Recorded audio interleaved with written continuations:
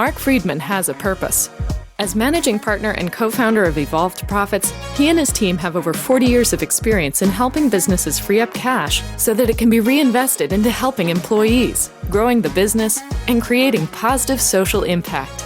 He is a serial entrepreneur, CEO, and the best-selling author of Expense to Profit: Eliminate the Costs That Sabotage Your Growth. Marc loves helping companies create more profits while being an agent for change. This is his purpose, and in an effort to help more companies and more people, Marc, along with co-host Yanik Silver, author of Evolved Enterprise, bring you Profits with Purpose, a podcast that aims to do just that. On the show, Marc and Yanik talk to successful corporate decision makers, exploring valuable lessons learned, experiences in growing a company, ways to reduce expenses, and all the ways a company can have a positive social impact. Join us each week and get in on the discussion so we can all have more profits with purpose.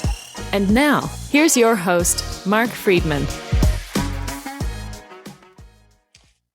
Welcome to Profits with Purpose. Today's guest is Peter Hans. He's been the president of Discovery Map International, a leading provider of curated guides and top tourist transactions in cities and towns throughout North America.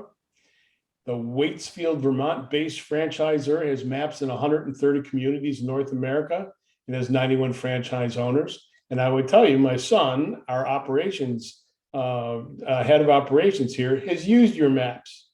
Very good. I like to hear stories like that. Yeah, he was telling me that today. So yeah, Peter began his career as an investment banker in Switzerland for 6 years. Following that was 6 more years in London. After working for a tech company in Vermont, Peter became the Resort Maps franchisor in 2005. He helped grow Resort Maps for the next several years and merged with Discovery Map in 2010.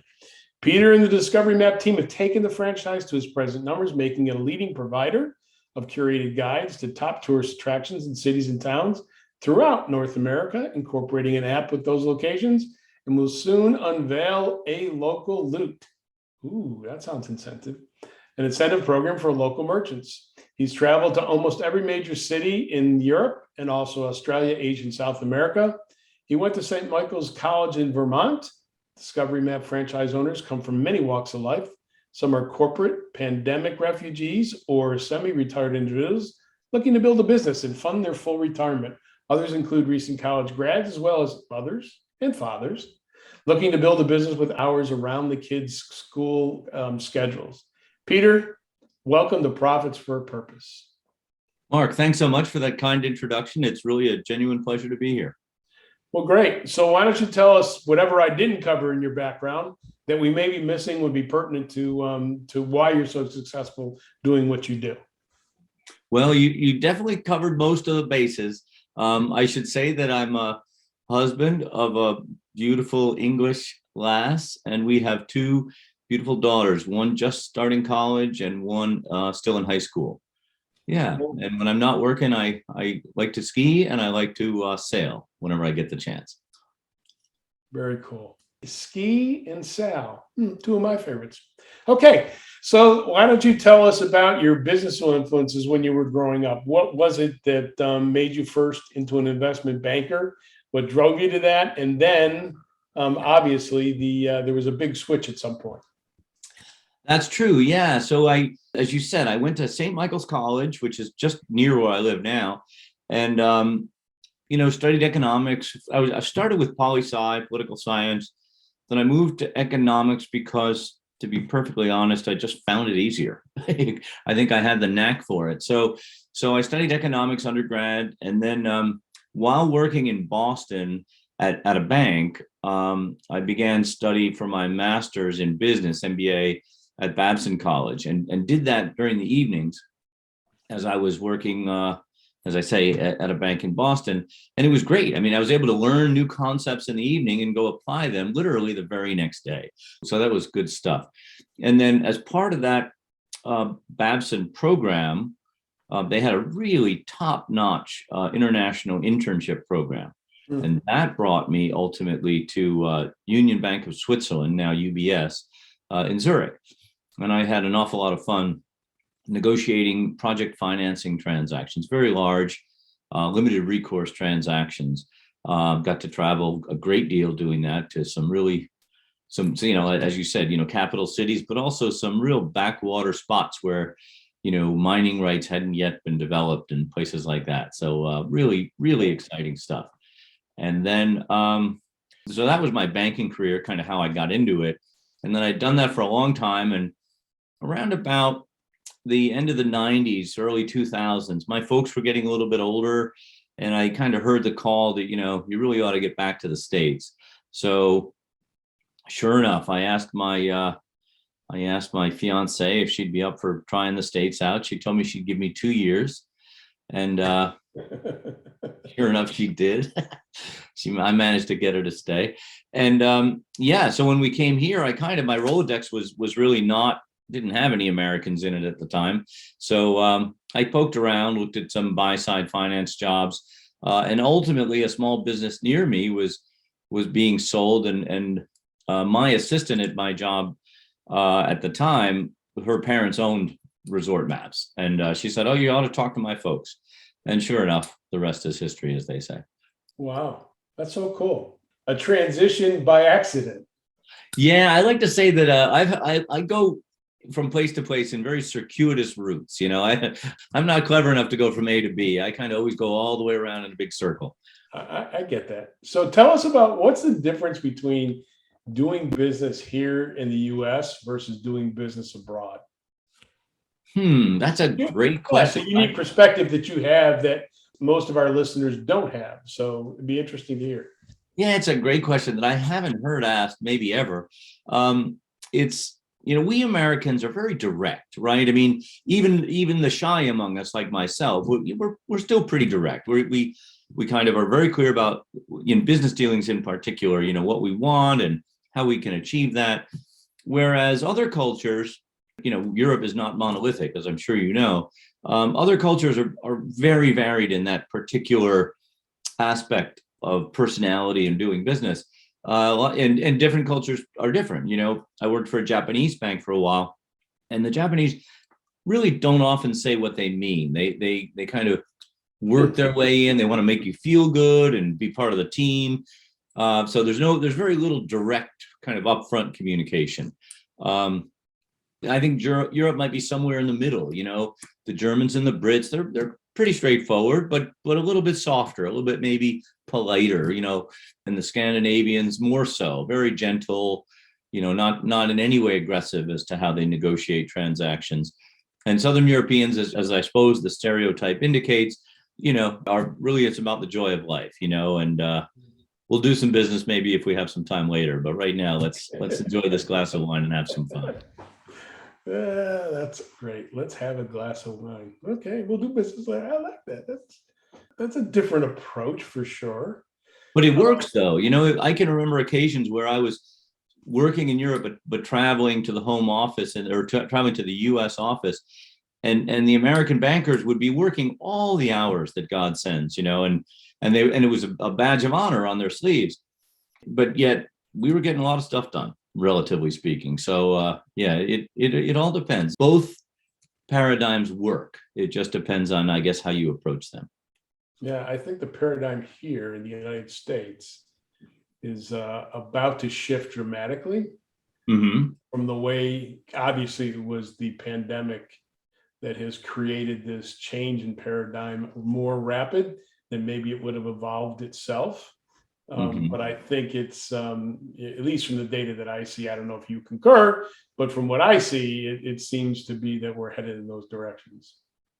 Yeah, the phrase that we heard a lot of, a few months into the pandemic is, back to normal. When do we get back to normal? And I think by now, most all of us have recognized the new normal is not going to be the same as the old normal. Right. So many things have changed, some for the better, some for the worse, but so much has changed. So much of the ground that we stand on has changed. Remote meetings like this one, remote working environments, like so many people. We had all of our staff used to come into the office. Now, on any given day, maybe 60% of the staff is here. So it's the world has changed a lot, and I don't think it's going back. Yeah, I agree. So let's talk about when you became the franchisor of Resort Maps in 2005. Yeah. What were the challenges with changing gears like that? Yeah, it's obviously a big difference in career, although I did have a kind of a hiatus of about a year in between banking and cartography. I'll put it that way. Um, yeah, I traveled across the Atlantic by boat. That's how I did my move. And then we had our first child, and I stayed home with my wife, although I think she regretted it. I stayed home with my wife during that period. So it was kind of a new beginning. And yeah, it's much smaller. I think the biggest change for me, and not so much a challenge, just a change, is working with big institutions on big transactions is very impersonal. It's fun, and you get a big charge out of it, but it's very impersonal. You don't really worry about how somebody feels about this or that. You just maximize profit, simple as that. And in my business now, it's everyone's a small operator. All our franchisees are mom and pops. We effectively are a mom and pop. And it really, the personal relationships come to the fore and become much more important. That's both a challenge and a gift. It just depends. I've learned a lot about working with people, and yeah, and it's fun. You get, your colleagues personally, kind of all up and down the spectrum. It's interesting. So you merged with Discovery Maps, Resort Maps with Discovery Maps, and now you've created even more success for the company. How'd you accomplish that? Well, it was funny. So when I acquired Resort Map, that company was based here in a little town in Vermont. The sellers stayed on for a while, and I became friendly with them. And we talked that I found out about Discovery Map, a similar but slightly different West Coast competitor. And they'd said that, one of the reasons why they kind of decided to exit was they saw this competitor coming, and they kind of weren't up for the battle, so to speak. And I then watched them from a distance. As a franchisor, both of us must disclose our offering circular publicly. In the franchise world, it's called a franchise disclosure document. Sure. So you have to disclose that publicly. And at least at the time, California would make theirs available online. So I could kind of look into their system and understand how they were operating by looking at their documents. And I sensed that they were running into some headwinds at the time. So I just watched and kind of went about my thing. And sure enough, one day the phone rang, and it was Victoria, who was the owner of Discovery Map. And she said, why don't we talk? And we met, we chatted for a while. And, it finally came around to, maybe we get together on some basis. And after a little bit of negotiation, I threw out a number, and that was not at all what she was interested in. So we each went quiet for a while, kind of went back to our knitting. And I don't know, 18 months or 2 years later, I think I took an occasion to reach out and just check in. And then the discussion began in earnest. There's a lot of synergies. They had a West Coast footprint. We had an East Coast footprint. They had some really nice technology that would work in our system if modified. They had their brand name was registered with the United States Patent and Trademark Office on their principal register. That carries value. And so there were some synergistic benefits, and we talked for a while and finally got together. Cool. It's amazing how sometimes that all works out, right? Indeed, yeah. So let's talk about your franchise model, and how is that different from other company franchise models? Well, first of all, probably in a lot of ways. First of all, we're a home-based business, so the overhead costs, the kind of startup costs, are relatively speaking quite low. We're a royalty-based franchise, so our interests are really harmonized with the franchisees' interests. That's one thing where Discovery Map, the original West Coast Discovery Map, was a little bit different. They weren't royalty-based. Basically, they charged effectively, not exactly, but effectively a flat fee to their franchisees. So in a downturn in the economy or in troubled times, which they experienced at that time when we were getting together, the franchisees really got squeezed hard. So when we came along and wanted to integrate those franchisees into our model, they jumped at the chance, right? Because there's kind of a built-in stabilizer. If they're not doing so well, they don't have to pay us so much. And if they are doing well, they pay us a little bit more. So yeah, so I would say we're, each individual franchise is a relatively small business, home-based, and a sales business. So does that make us different from others? In some ways, yes, probably. In some ways, no. Interesting. So is there a core culture that you try to foster? And how does that contribute to the success? Yeah, I think I would say yes. You know what, we have on our badge, on our registered mark, it says the journey starts here. And so our business, I think, on many different levels is about the journey. You know, I've been lucky enough to travel all of my adult life all over the world. So I'm a fairly experienced traveler, and I really think that a big part of the trip is the journey. It's getting there and the experiences you encounter on the way, the people you encounter on the way. And I've come to realize over the years that idea, it doesn't just apply to travel. It really applies to life overall. You know, I don't know what type of music you listen to, but on his last album with Yoko Ono, John Lennon said something in one of the songs, I think to his son he was writing, and he said, "Life is what happens to you when you're busy making other plans." You know, and I think he nailed it. I think that life is a journey, and you have to be cognizant of what you're experiencing when you're experiencing it. Otherwise, you're going to miss it. And who wants to miss that? 100%. I guess my next question would be something in regards to giving back and social responsibility. That's what this podcast is all about. Do you guys have a program in place, and how do you get back involved with the community from a CSR perspective? Yeah, we have two things. One exists now and one is about to be launched. So what we do at the end of the year, every year, we give a gift to our franchisees. And that gift is a donation to a national reputable charity. So we take a certain percentage of our profits each year and contribute those to worthy charities, American Cancer Society. I remember once one of our franchisees, her son had a traumatic head injury in a high school football game. So that year we gave to a charity that's specifically set up to support families with traumatic brain injuries, and also American Cancer Association. So we do that and have been doing that continuously since I've been here. And you mentioned in your introduction, and thank you, that we're about to launch a product called Local Loot, which is really a rewards program and a digital kind of app-based rewards program for our community, people who travel and people even who shop or go out for dinners and so forth closer to home. And part of that program, folks will be able to, get paid out their rewards in cash quarterly, but they'll be able also to choose to donate all or a portion of their rewards to a local charity of their choosing. So we're really excited about that. I think that I hope we're doing the right thing by such a program, and I think that folks will really embrace that. Yeah, I think you are, for sure, number one. And the reason why I say that is we have a program for our clients. When we find savings for them and they pay us a fee, 5% of the fee that we get goes back to the client to direct where that money goes. For a nonprofit, for a community initiative they want to support. Or the third thing that we recently started was a program with Good World. Good World is a mobile app that has 1.5 million nonprofits in it. So you can pick, so the employees, as opposed to the ownership, get to decide where that money gets to go to.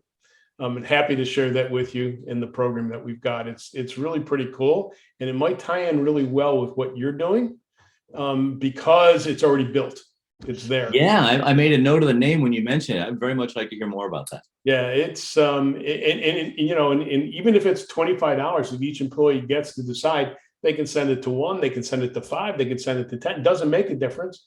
And say it's Make-A-Wish or American Cancer you want to send it to, but you want to send it to the one that's in your city. So you just drill down, as opposed to going to the national headquarters. You would just drill down to send it to your local cities. Make-A-Wish or American Cancer or whatever. So yeah, so it's that's a nice aspect, I think, or nice element, because more and more, as we all know, people are becoming very local oriented with regard to where they buy things and where they want to support, especially in this environment. Supporting local restaurants and shops is critical, really, if we want them to survive and if we want our communities to stay strong and vibrant. So, and the same holds true for charities, right? You want to kind of contribute where you live, so to speak. Yeah, no, and like you said, where you had this one instance where head trauma was an important thing, and then you dedicated efforts there. So everybody has different reasons why they give back. That's profits with a purpose. That's what we're all about. And so I think it's really important. It's important to be responsible, and that's really great. And I think that's a great thing to do. The rewards where people can actually, instead of putting money in their pocket, put money back into the community. That's wonderful. What's the best piece of advice you have ever been given? Nothing ventured, nothing gained. I think I've heard that somewhere before. When I was a high school student, I ran track and field, and I had the chance to go to this kind of citywide track meet. And for whatever reason, you can imagine as a high school student, there were probably a lot of reasons. I just didn't do it, and because I didn't think I would be competitive. A few weeks later, I read the newspaper, front page story, the hurdles, which was my event, whatever the winning time was a time that I'd achieved before. And I thought to myself, nothing ventured, nothing gained. You have to be in it to win it, right? You got to play. Right. Yeah. Don't play, can't win. That's right. So there's anything that I haven't mentioned that you'd like to touch on? Let me see here. I don't know. I think you've done a good job. One of the kind of one pager that you handed me or gave to us before the interview is, what are the biggest challenges that we're facing right now? It's interesting. Obviously, COVID in its many forms. So we're a franchisor. Our franchisees have clients and customers, and they buy advertising, typically businesses that are oriented toward visitors, not exclusively, but typically. And these days that means restaurants, right? Restaurants and shops and, the jet ski rental guys or, those types of businesses. And I really feel for them these days. It's they're having such trouble finding staff. One day they're open and a week later they're closed and don't know when they're going to open again. So yeah, it's been a challenge for us, but more for them. They're closer to the coalface. And, like I said earlier, I studied economics and I kind of think I know a little bit about that stuff, but it's really hard to fully understand the dislocation of the human resource economy that we're experiencing right now. So I don't know why I brought that up, but I think it's an interesting topic. I watch it closely, and I certainly hope that things come a little bit closer to equilibrium in the near future, because I think we all need it. I think if we want to have thriving local businesses, we have to find a way to make that work. Does that mean, folks who work in restaurants earn a little bit more money? Maybe, probably even, but that's okay as long as the restaurants can survive. So, it's an interesting problem that I guess we're all experiencing right now. Yeah, no, I mean, we experienced that a couple of weeks ago. We went to go out for dinner, and we typically eat outside. And so the restaurant, we had a 5:00 reservation. Why? Because it kind of gets crazy down here in Southern Florida this time of year. And so we figured, well, we would get there early so, we could, eat conveniently, right? So we get to the restaurant and we look around us, and there's literally in this one spot, this one plaza, there's probably a half a dozen restaurants. Mm-hmm. Only one open. And they had 2 wait staff, and they normally have 8. Wow. For that very reason you're talking about. Yeah. So there's a lot of people that are feeling the effect. And I suspect we're probably through that wave. Hopefully. Yeah. But it's an interesting dynamic. And so, how we all can help everybody, I think is probably a great solution. Yeah, you say we're through that wave, and hopefully that's true, but it feels like it has a long tail. You know what I mean? Like the general economy is the supply of goods and services. It's coming back. It's not back, but it's coming back.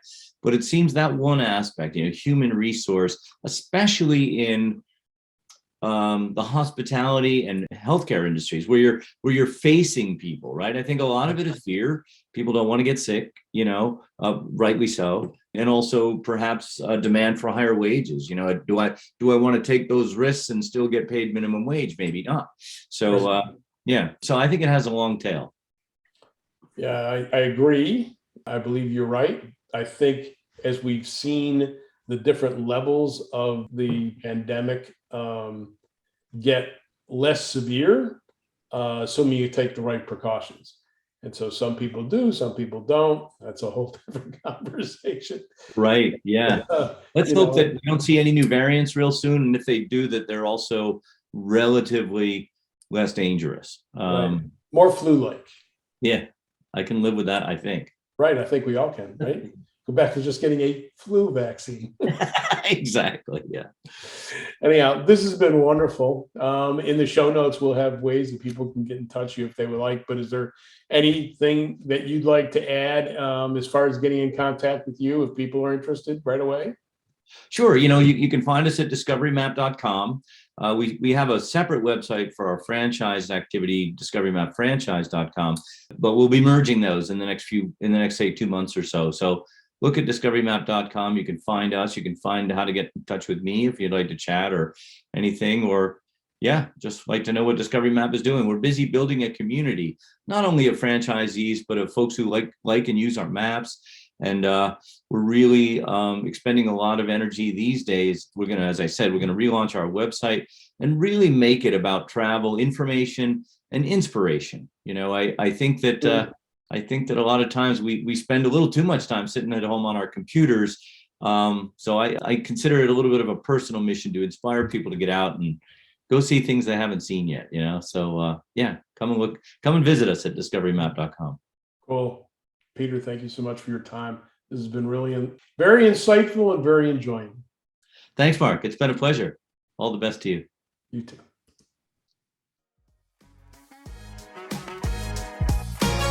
Thanks for listening to this episode of Profits with Purpose. Don't forget to subscribe. And if you are interested in reducing the expenses of your business, creating positive social impact, or contributing to the show, reach out to Marc or Yanik with Evolved Profits by emailing podcast@evolvedprofits.com or visiting the website www.evolvedprofits.com.